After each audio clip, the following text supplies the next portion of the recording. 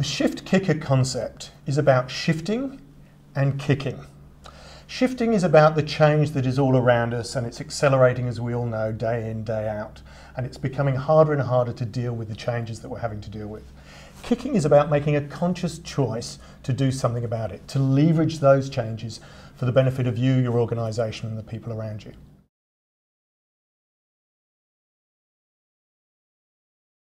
Shiftkicker concept for 2012, it's the pace. We're all seeing a lot of change right now, and we're all quite nervous. We're not sure what the economic situation is going to be this year. So I think it's even more beholden on us to take conscious stock of how we're going to leverage our opportunities in 2012.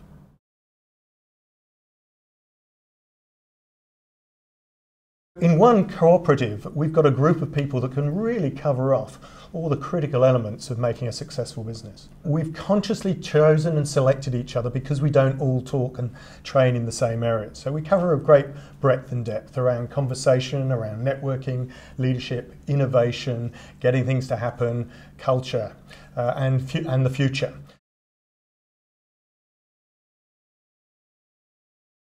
Leading engaged workforces with naked conversation. The idea being that we just have to open the kimonos a little bit more. I come from a generation that started some 35 years ago when it was all very proper. I was told to wear a dark blue suit, white shirt and a red tie. That was the IBM way. I didn't work for IBM, but I worked in the IT industry. And we presented an image, and it was all about the image. That's not going to work anymore. I think the internet and social media has just opened everything up. You can understand warts and all what a company's doing. And it's beholden on the leaders then to lead in that way so that they become truly authentic in terms of what they're thinking as a corporation, what they're saying as a corporation, and the actions that their people are behaving in.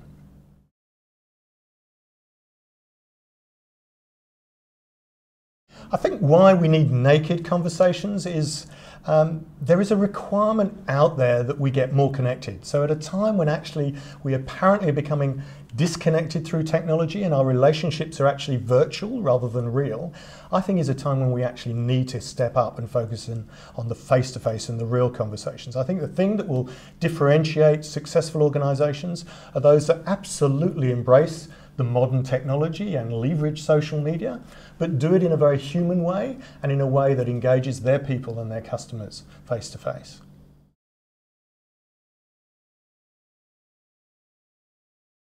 So from the session around leading an engaged workforce with naked conversation, what I want to help you do is to peel back a little bit and open up, to be able to get more vulnerable, to be able to connect more easily with your people and with your clients, such that they would choose to buy from you.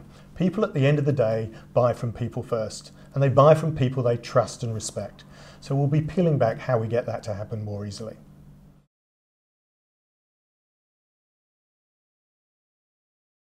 I had a very traditional career in the IT industry. It started back in London, ended up in Australia with a sojourn in Asia. So I've sold and run teams and managed companies in the UK, Australia and 7 countries in Asia. I was selling a solution rather than a product. So it really required me to be an expert in connecting with people very quickly, building up trust and respect with them such that they would choose to buy from me, that they perceived less risk buying from me than the other guy.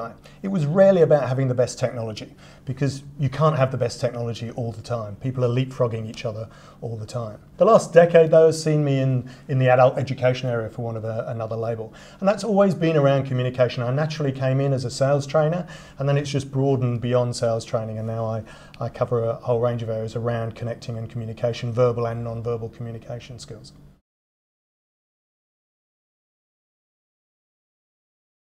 The major way that I deliver my message, and certainly the way I find most engaging for myself as well, is in a training room as a facilitator.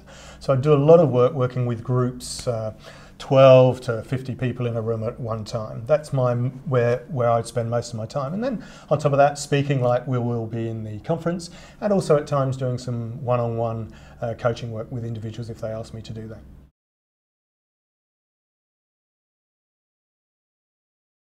What my clients tell me is what they like about the way Hugh Gyton operates is, one, I have a strong desire to really understand their business and what the issues and challenges are for them. 2, I have a great ability to engage in their organisation from the executive suite right through the whole organisation, and equally motivate and engage and inspire them to change the way they're communicating, to break down the silos of communication, to proactively handle difficult conversations and deal with them effectively, and to also get out there and sell and present to their marketplace really efficiently and effectively.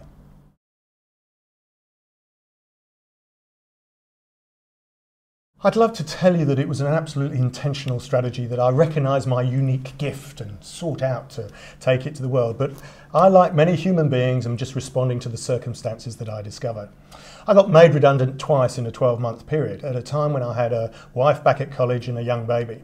Not a lot of money coming in, and we needed to sort things out fairly quickly. I had the opportunity then to do a bit of soul searching, and I had some outplacement services that gave me access to really looking at self. And they said, Hugh, you're a control freak, you're a perfectionist, you like to do things your own way, you're entrepreneurial, get out there, you're becoming too hard to work for other people. So I took the advice, and that was the beginning of this journey, which has been fantastic.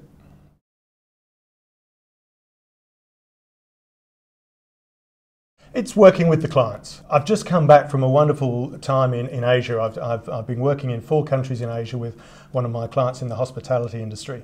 And to spend time with them and to just engage with them and see the help that you can provide just from some simple things that seem simple to me because this is what I do all the time, but when you don't think about it, it's not so obvious. And see the impact that that can have for them, both professionally and personally, that's the inspiration to keep doing it. And also, it's the self-learning. I find it quite ironic that I get paid to educate myself. So I'm becoming a better dad because of all the lessons I'm getting out there in the field about how not to communicate.